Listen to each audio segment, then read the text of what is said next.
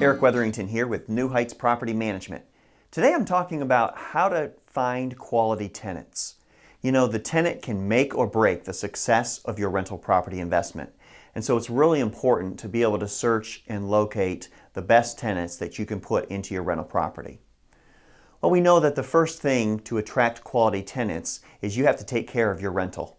You have to make sure the lawn's mowed, you have to make sure that the bushes are trimmed, you have to make sure that the flowers look nice. Make sure that when they first walk into that rental home, they see a home whose owner is interested in taking care of it and making sure that all the little things are fixed and are working and that everything looks nice. So that's the first thing you need to look at.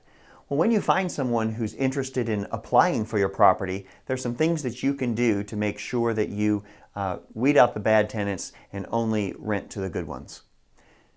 First of all, you need to have a consistent rental application. The same document, the same form that every applicant fills out completely, so that you can make sure that you know as much as you can about this person on that rental application. And anybody who's 18 years or over who's going to be living in that property needs to fill out a rental application.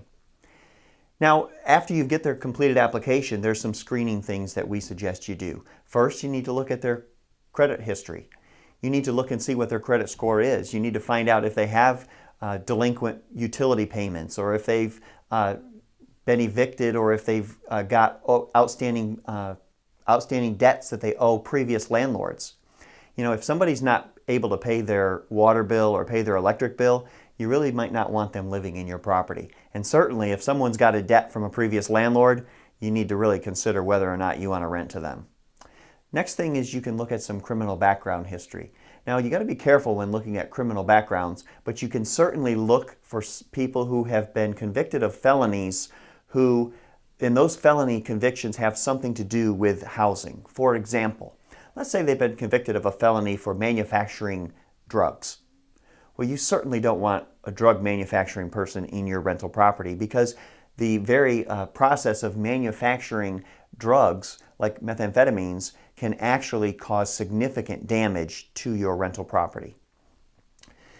Someone who's been convicted of arson, of burning houses down, you might not want to rent to them. So you need to you can look into their felony backgrounds. Now, you can't look at everything in their criminal history. You have to be very careful, but you can certainly consider specific felonies that might be somehow related to the housing supply that you're trying to offer them.